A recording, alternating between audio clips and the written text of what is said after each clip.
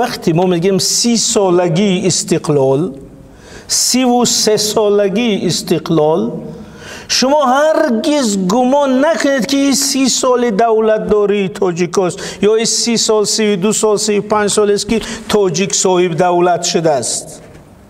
اگر همیشه گمان کنیم ما عمر سیاسی ملت رو کوتاه نشان میدیم.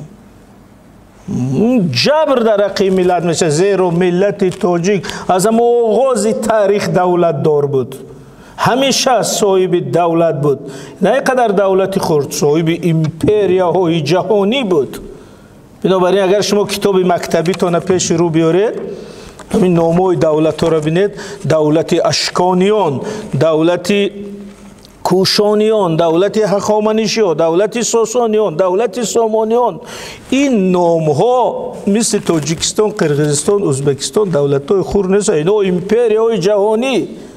این یک دو رقم بگم شما مقایسه کنید یا تصور کرده میتونید.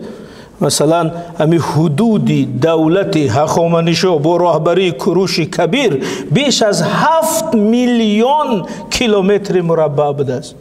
7 میلیون کیلومتر مربع. حدود دولت ساسانیان 6.5 میلیون کیلومتر مربع. حدود دولت سامانیان که ما با آن افتخار میکنیم، نوعیه سامانی، هیکل سامانی، پول سامانی، جماعت سامانی، اسماعیل سامانی، حدود دولت سامانیان حدوداً 3.5 میلیون کیلومتر مربع. 3.5 میلیون، یعنی که این مثل روسیه، چین، امریکا قدرت‌های بزرگ جهانی بودن. از این رو این استقلال آغاز دولت داری ما نیست، بلکه میگیم بازگشت دولت داری است. این بازگشت استقلال است. بنابراین این 30 سالگی یا 35 سالگی یا 33 سالگی دوباره صاحب دولت شدن ماست، نه اینکه ما نو صاحب دولت شده باشیم. خب برای که همین مفهوم در ذهن تا ماند، دو مثالی بسیار آسان رو میگم. یکم همین در نتیجه کفت و کوب‌ها در خرابه های شهر سرازم در پنجکین که 5,500 سالگیش جشن گرفتیم. 5,500 سالگیش. بینید در هر جا یک سفال است، یک کوزه است، یک شمشیر است، یک نیزه است میابیم. ولی در سرازم همیشه قبری ملیکه سرازم پیدا شد. ملیکا کلمه را در یاد گیرید، یعنی پادشاه، زن، ملیکا.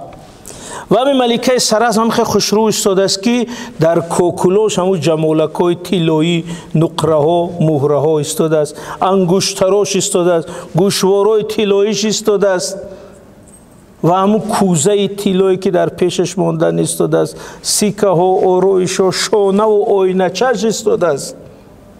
5,500 سال پیش. این پاره سفال نیست، این اگه سنگ نیست، این قبر ملیکه. یعنی چی؟ یعنی که در این ملت 5,500 سال پیش هم دولت داشته است. چون که ملیکه چی است؟ یعنی که او باید حدود باشه، دولت باشه، پایتخت باشه، تخت باشه، بعد بالای اون ملیکه میشینم. خلاص پس این نشانه دولت داری است. و باز از هم عجیب که ملیکه همو و زن بوده است. یعنی ملت یک قدر فرهنگش هم خیلی احترام زن بلند بوده است که در همو باستان، ولی میگن تا این وقت زنانی با حقوق بودن در تاریخ همیشه خیلی نبوده است. یعنی ببینید ملیکه سراز. خب این سال گذشته در روزهای نوروز در سازمان ملل متحد یک کنفرانس بسیار بزرگ، سیمپوزیوم جهانی با تشبث تاجیکستان شد که 170 دولت را اشتراک کرد در موضوع پریخ، اقلیم و غیره.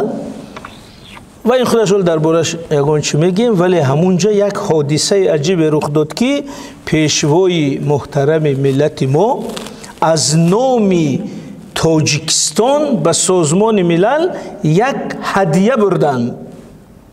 شما بینید این هدیه چی بود یادتون است؟ یک تاج. همین مثل همین منبر یک پایه کردن از شیشه یک توج خوشرو را گذاشتن، در تایش نوشته است توجی توجیکون، هدیه به سازمان ملل متحد. نه ولی دوامش گوش که بعد جای قرصکش بیا. سلام علیکم.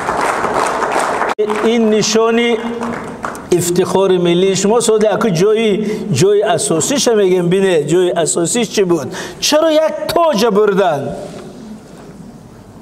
این تاج عادی نیست، از مگزین عقیقه نخریده یا استوای استراوشن نرفت از یک تاج سازید. این مکیت تاج شاه کوشانیان 2,500 سال پیش امپرای کوشانیان که از جمله نمی ختلان هم در حدود کوشانیان داخل می شد.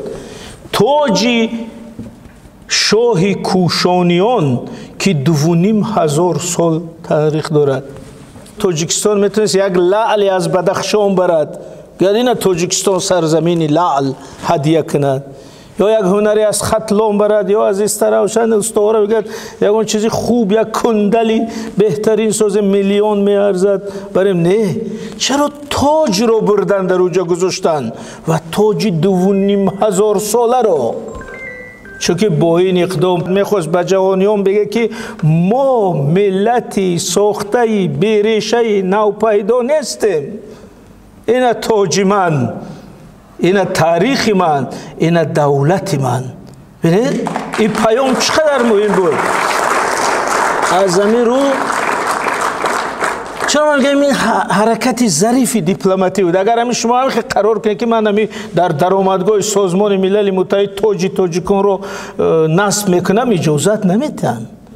او را در شکلی چقدر ظریف همچون هدیه ملت تاجیک به سازمان ملل متحد گفته، آخر در اونجا جو کردن. و این تاج هنوز ایستاده است. هر کسی میگذرد او تاج به او میگه که این تاجیک، این تاریخش، این هویتش، این هنرش، این دولتش. چون که قبیله تاج ندارد، کوچمنچی تاج ندارد، صحرانشین و بادیه‌نشین و پادبان تاج ندارد، بلکه تاج نشانه دولت است. چه گفتیم؟ حدود، دولت، پایتخت، تخت، شاه، بعد از سری او باید تاج. بنابراین وقتی که تاج را نشان دادن، این نشانه این است که ما ملتی همین خیلی سابقه داریم. از این برای که همین گپ از یادمون نره، در سرود ملی ما یک مصرعی بسیار عجیب است. میگیم دیار ارجمند ما، میگیم زیدوری زمانه ها رسیده ایم. چی معنی دارد؟ در این برای همین معلم‌های عزیز وقتی در مکتب همین را شرح میده به بچه میگه که این مصرع زیدوری زمانه ها رسیده ایم، یعنی که ما نو پیدا نشدیم. ما 30 سال استقلال در پیدا نشدیم. چرا پیشروی ملت برده در اونجا تاج 2,500 ساله مانده؟ چون بسیار خلقای جهان میگه همین شوروی فرو پاشید، ای درونش یک مردم برآمده با نام تاجیک، یک دولت برآمده با نام تاجیکستان. این تصور شکستن که نه، او زیدوری زمانه ها رسیده ایم. انا پشت ما تمدنی چند هزار ساله. بنابراین این مسئله ملکه سرزم، مسئله گذاشتن تاج تاجیک در سازمان ملل متحد، این اشاره ها به این دارد که این ملت یک ملت سابقه داری، تاجداری، صاحب دولت بود. بنابراین من میگم که وقتی که درباره استقلال صحبت میکنیم، هرگز گمان نکنیم که همین 30 سال استقلال، 30 سال دولت داری ما همین قدر است.